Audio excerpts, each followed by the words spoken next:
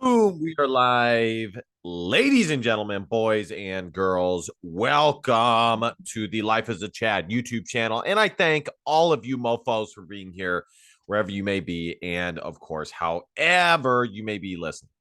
Well, the midterms have come and gone, more or less. And I already did a video on this earlier today. I'm not sure exactly what I'm going to title this video. May have to do with DeSantis v. Trump. It may have to do with just a general reaction to the midterms. Either way, I will figure that out. But I do want to get into one more time some extra thoughts as the midterm has wound down more so than earlier today on the midterm elections.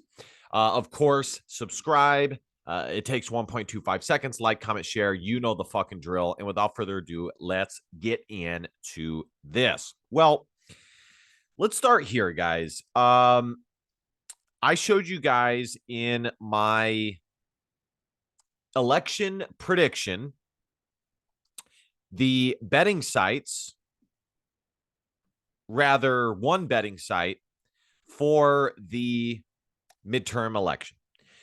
And the betting sites are rarely wrong, folks. I'll just put it to you that way. Are they wrong occasionally? Yes, but it is not often. Okay. People who put money on things have far more at stake. They are far more honest because they are putting their money on the line than any polls, than any now computers might be more honest, but I would say in the sense that they are computers, they're more honest, but they're still privy to human bias because the human puts the algorithm into the set. So from that standpoint, anyways, point is, I think betting is as honest as it gets, and there is no room for biasness, okay, as compared to the other ways that people gauge what is going to happen. And the main point is the fucking Republicans were the heavy favorites to take both the Senate and the House. They were favored by as much as 80% in the Senate and 90% in the House. Now, they will end up being correct with the House, it looks like, but the Senate, they will not. And I think there are a few glaring things that have become apparent. Now, I also want to say before I get into the apparent glaring things that I also did say that even though I predicted that the House and the Senate were going to be taken by the Republicans, and that still may end up being the case, I said that in the end, I don't know for sure because human beings are emotional creatures. Politics in general is a emotional affair for most people, especially in the West. And the West is dumb as fuck. I would say a majority of Americans have no clue about the reality of what's going on. They just don't. Either because they don't care or because they are willfully ignorant. All right, let's rattle off some thoughts here. Number one, and some of the thoughts are going to be repeated from earlier today. Number one, Trump. Let's start with Trump, okay? My personal opinion on Trump has been and is this. I love that he is America first. Myself, as a paleo conservative, I am America first as well. And I think that won him the election in 2016. I really, really do, because the base, or his base rather, was so tired of were so tired of American citizens being put last that they came out in droves in support of an America first president. Okay. That's not to say that DeSantis is not, okay, which I will get to DeSantis in a second, but I have to be careful with DeSantis because I'm on YouTube. I love that Trump is America first. But, and I've said this a few times before, he did not fulfill his promises. His promises were to build the wall, stopping illegal immigration, did not do it.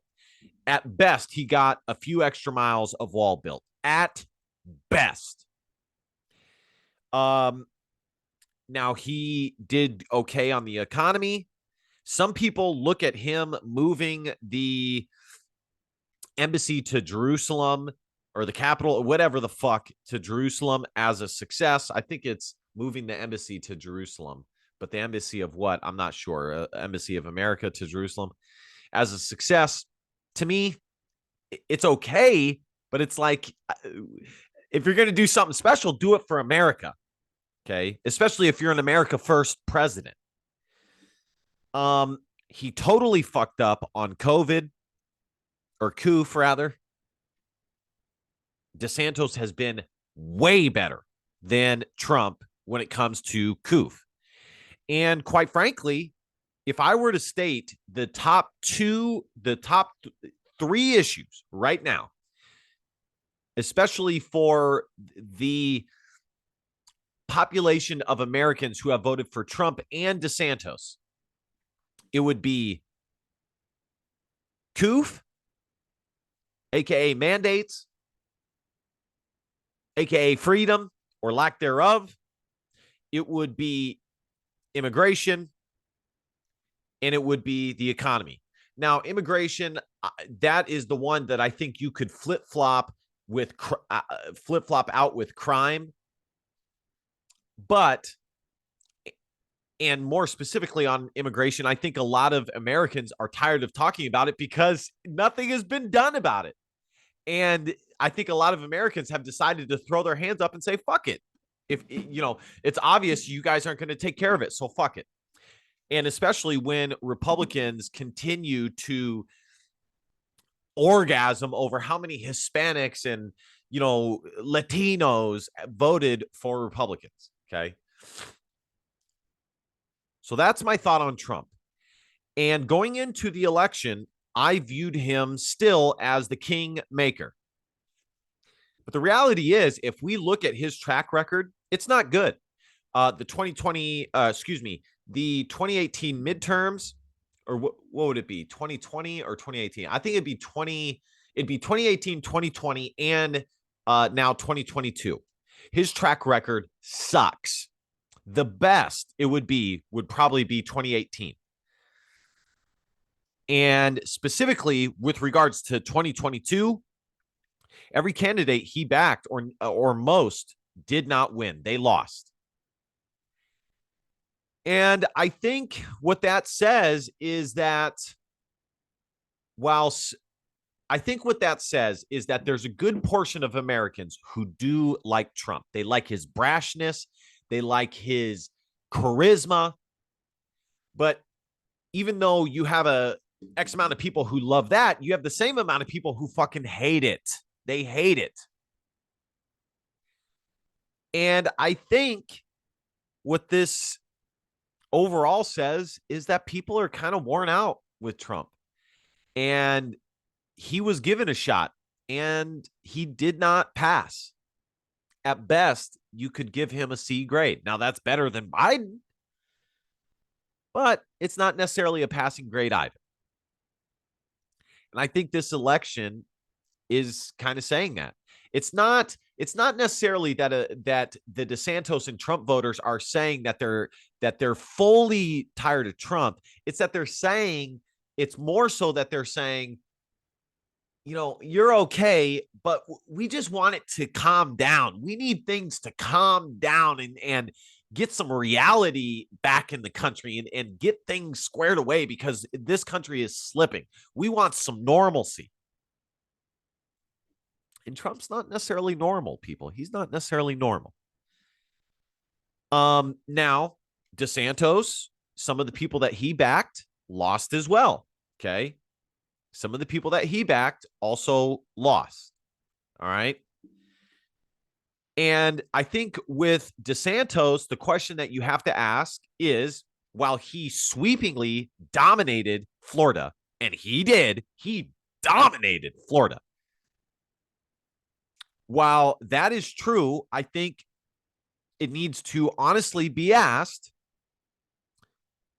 whether or not he is popular nationally like he is in Florida. And I'm not sure the answer is yes.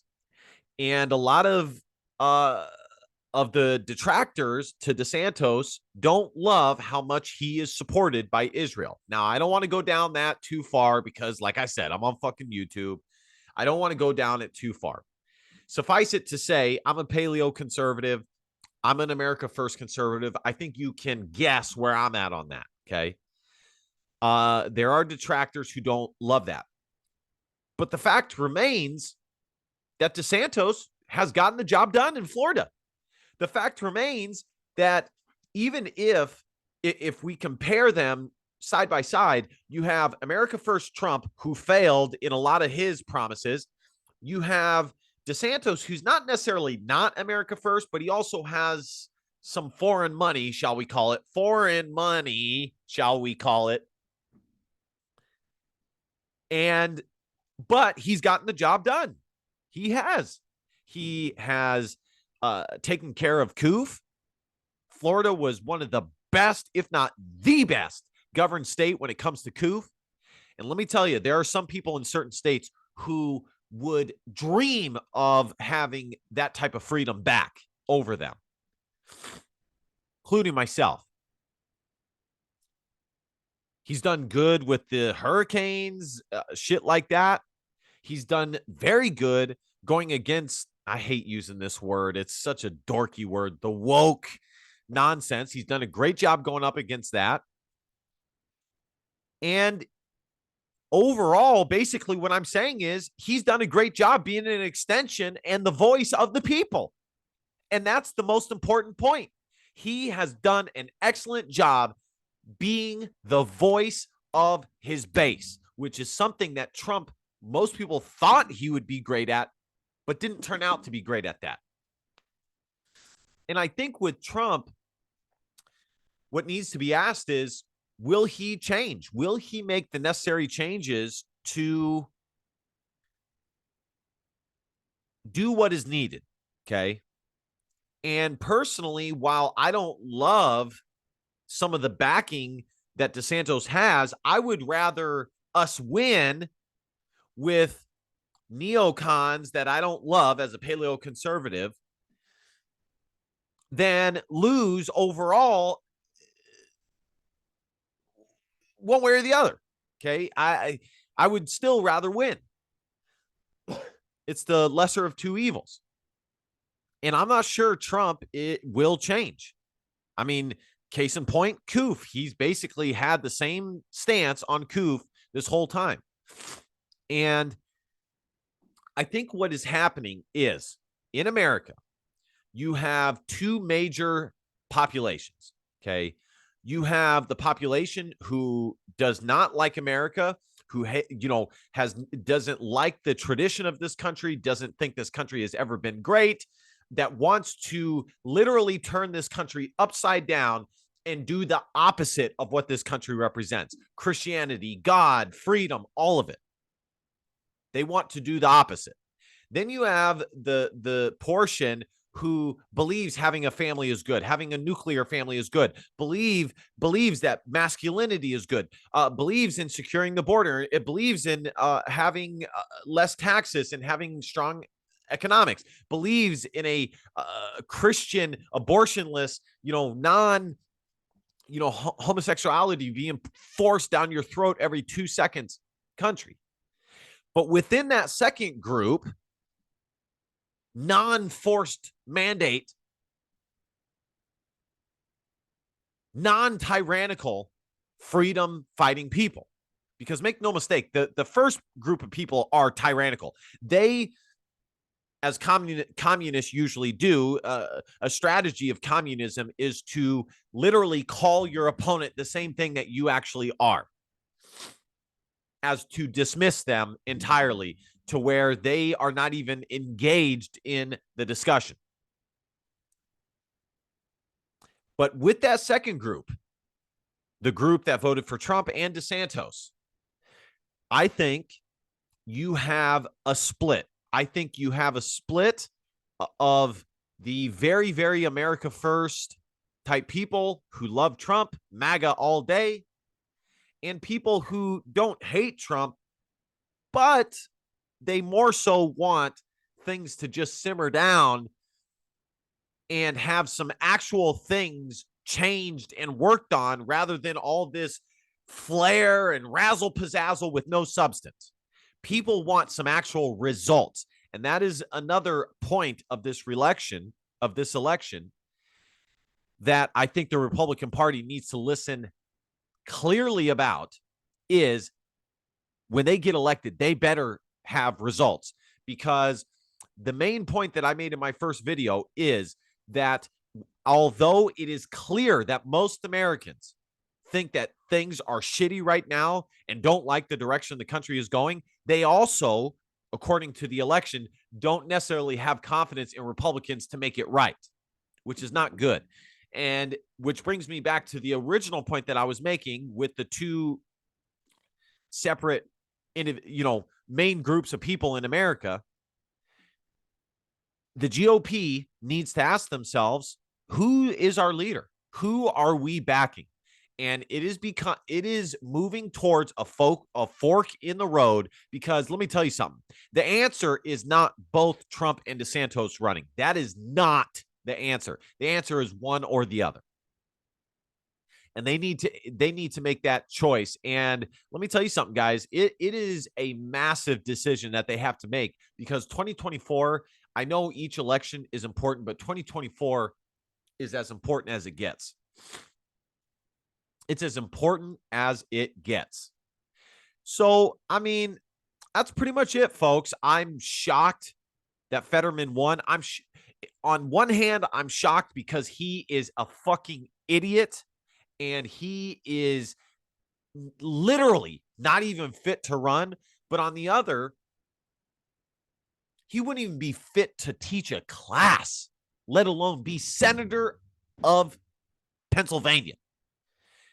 But on the other hand, I'm not surprised because, well, the Republican candidates put forth a Muslim who also believes it's okay to mutilate genitals in Dr. Oz, which was a mistake. That was a huge mistake.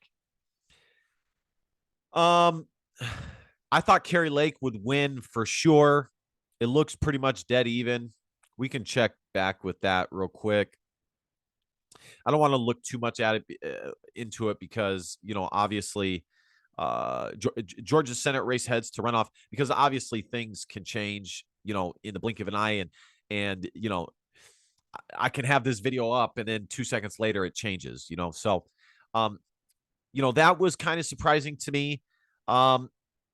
Overall, I would say that this was a failure for the Republican Party. This was as good of an opportunity as it gets to take hold of the Senate and the House. I mean, folks, if you look at every major poll, Americans don't like Biden and they hate the direction this country is going. But on the flip side, they didn't love the candidates the Republicans put forth. It is neck and neck between Lake and the other person. So, gonna need some soul searching. Gotta do some soul searching pretty much for the Republican Party. So let me know what you guys think in the comment section. I think I will do a separate video. I'll probably title this DeSantis versus Trump. But I'll do an even more specific one on DeSantis versus Trump.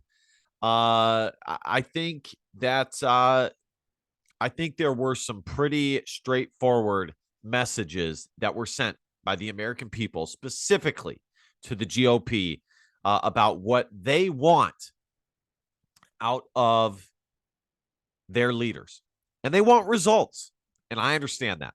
They want results. All right, guys, thank you guys so much for watching and listening.